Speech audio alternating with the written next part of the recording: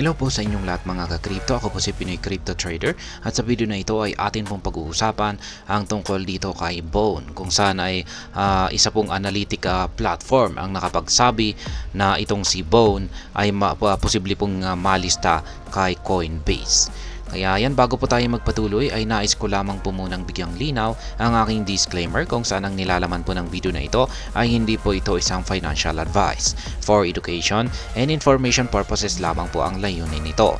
Maliban po dito ay nais ko na rin pong magbigay babala na wala pong kahit anumang group chat ang Pinoy Crypto Trader. At ayan po, ang sabi po rito ay Coinpedia Markets speculates that Coinbase will list Bone, Shiba Inu's Layer 2 blockchain official gas token this year. Ayan, ang analytic platform po na nakapagsabi, yan po ay, or yung naglabas ng kanyang spekulasyon na itong si Bone ay ililista ni Coinbase sa kanilang platform. Si Coinbase ay tulad din po ni Binance na isa sa mga top crypto exchange sa buong mundo. Ngayon ay itong si Bone naman ay siya naman po ang nagsisilbing official gas token ng Shibarium, ang layer 2 blockchain ni Shiba Inu. At maliban po sa nagsisilbing gas token ito kay Shibarium ay ginagamit na rin po ito bilang governance token. Kaya yan po yung mga gamit ni Bone.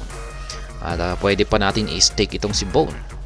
Kaya ayan, napakahalaga na po ngayon ni Bone. Kaya dahil dyan, ayan po yung mga posibilidad na tinitignan, maaring tinitignan ni Coinbase or mang-akit sa kanya para ilista ito sa kanyang platform.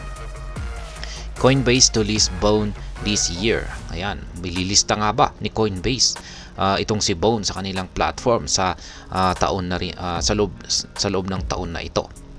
Ayan. In a recent tweet, the analytic platform highlighted 10 tokens, including Bone, that are set to go live on Coinbase in 2024.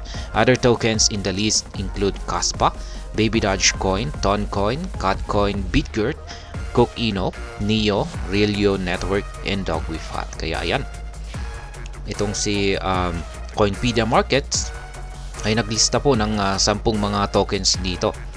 Kung saan ay kasama po si Bone na posible pong malista dito kay Coinbase ngayong taong 2024. Ayan po ulit. Ayan po sila. Ayan po yung kanilang mga logo. Ayan, si Caston, Weave, Cat, Baby Dodge, Bone, Bryce, Cookino, Neo, Rio.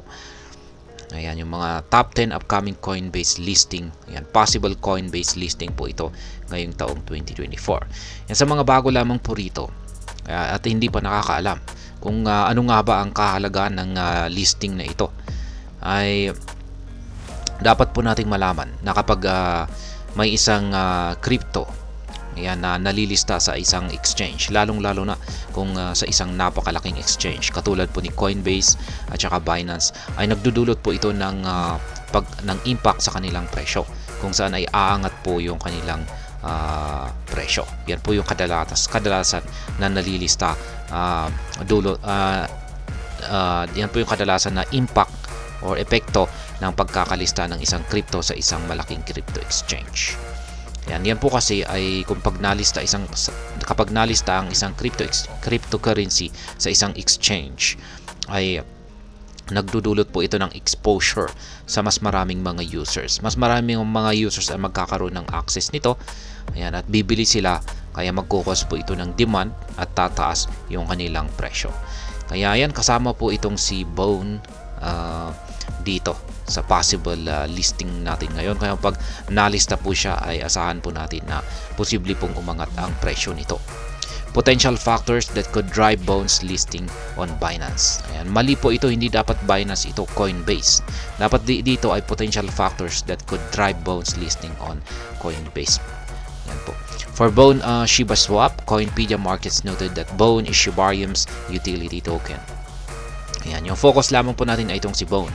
May 10 binanggit ang Coinpedia na malilista, pero syempre yung pagtutuunan lamang po natin dito na siyang ating pag-uusapan ay itong si Bone. Yan, binanggit po ni Coinpedia Markets ang gamit ni Bone or yung kanyang use case dito kay Shibarium. Yan po yung parang pinakamahalagang bagay kung bakit siya ay karapat-dapat na malista kay Coinbase. It also pointed out Bone's functionality within the Shiba Inu ecosystem, which includes its role in governance and staking. Yan na rin yung sinabi ko kanina. Itong si Bone ay ginagamit po bilang governance token.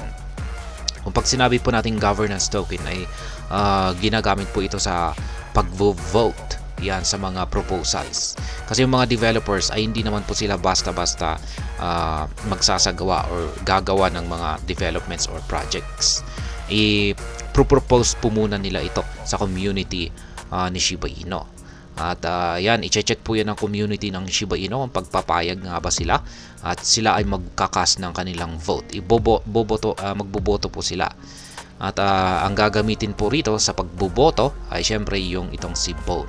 At kung sino yung may pinakamaraming boto ay yan po yung susundin or yan po yung either mag-a-approve sa proposal or hindi.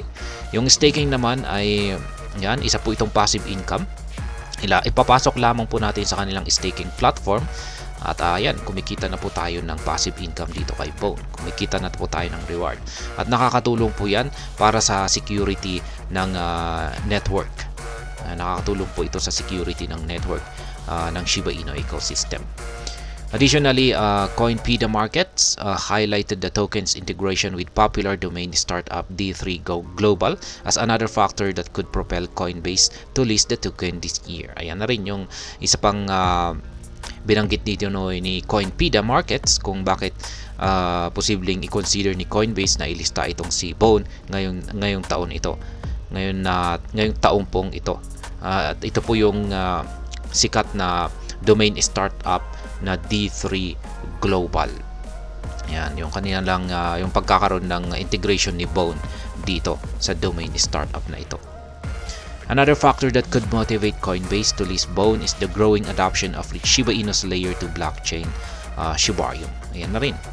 Lalong sumisikat po ang Shibarium. Mas maraming mga mas lalong nakikilala itong si Shibarium at marami na pong mga users na gumagamit nito ngayon. At malamang ito na rin yung isang mahalagang bagay na posibleng i-consider ni Coinbase para ilista itong si Bone. Coinpedia Markets noted that Bone's demand would spike as more users utilize Shibarium in transactions, thus solidifying its position for potential listing on Coinbase. Ayan na rin, dagdag pa ni Coinpedia dito ay dahil sa tumataas na demand ng Bone ay mas maraming mga users ang gagamit dito kay Shibarium. At yan pa yung mas lalong magpapatindi. Yan kung bakit ililista o hindi makakatanggi si Coinbase na ilista itong si Bone. Growing demand for Bone listing on Coinbase. Ayan, mukhang dumadami raw po yung mga users ng Coinbase na humihiling sa platform na ito na ilista na itong si Bone. It bears mentioning that the Shiba Inu community has called Coinbase attention to Bone on several occasions. Yan, mismong ang community ng Shiba Inu ang siyang humihiling kay Coinbase na ilista po nila itong si Bone. At ilang beses na po nilang ginagawa ito. Kaya siguro ay baka kinukulit po nila itong si Coinbase at ayan, kulang lamang po siguro. Despite Coinbase ignoring these calls, Coinpedia Markets believes these relentless demands could lead to Bone's potential listing on the platform. Kaya yan, dinededma lamang po ni Coinbase yung mga yung binanggit ko kanina rito na kinukulit-kulit po nila itong si Coinbase. Kinukulit-kulit ng Shiba Inu community itong si Coinbase na ilista itong si Bone, pero dinededma lamang po ni Coinbase. Pero yung tumataas na demand dito kay Bone ay mukhang yan po ang parang magiging dahilan para pansinin ni Coinbase itong si Bone at ilista sa kanyang platform. Coinpedia Markets recent prediction comes a week after speculating that Bone could be listed on Binance this year. Kaya yan yung nauna ay naglabas na rin po ng spekulasyon itong si Coinpedia na malilista naman. Yan na ito po ay malilista. Si Bone ay malilista po kay Binance sa loob na rin po ng taong ito. Yan, mas nauna po niyang inilabas ang kanyang spekulasyon na ito. At ayan, paglipas lamang po ng isang linggo ay ayan, naglabas na rin ulit siya ng prediction na maaring malista na rin si Bone dito kay Coinbase. Ayan, sana nga ay malista itong si Bone. Ayan, kasi yung pag nalista po talaga itong si Bone kay Coinbase at maging kay Binance ay talagang magdudulot po ito ng matinding pag-angat sa kanyang presyo. Ayan, at lalong-lalo na sa aking sariling opinion ay mukhang mataas po naman po talaga ang potensyal na malista itong si Bone kasi medyo matagal-tagal na ito. Ayan, medyo established na rin po itong si Bone at ngayon ay nagkakaroon na po ng adoption ang Shibarium. Kaya dahil dyan ay mas dumadami yung mga gustong bumili ng Bone at syempre gusto nilang bumili sa mga exchanges para gamitin dito. Kaya yan, maraming naghahanap ng Bone sa mga exchanges, particular po sa malalaking mga crypto exchanges na katulad ni Binance at saka Coinbase. Kaya yan, sa tingin ko ay mataas po talaga ang posibilidad na darating din ang araw na malista itong si Bone dito kay Coinbase at saka kay Binance. At posibleng ngayong pong taong 2024. Pero kung pag hindi po ngayong taong 2024 ay malamang ay baka next year. At hanggang dito na lamang po tayo sa video na ito. Sana po ay inyong nagustuhan ang aking paliwanag dito. Kung inyo po itong nagustuhan, pag-click lamang po ang like button nito. Para naman po sa mga bago lamang dito, kayo po ay aking inaanyayahan para mag-subscribe. Pag-click na rin po ang bell icon nito dahil ito po ang siya magsisilbing notification nito sa mga bago kong videos na akin pong ina-upload sa aking YouTube channel na ito. Marami pong salamat sa panonood. Ingat po tayo lagi at God bless po sa ating lahat.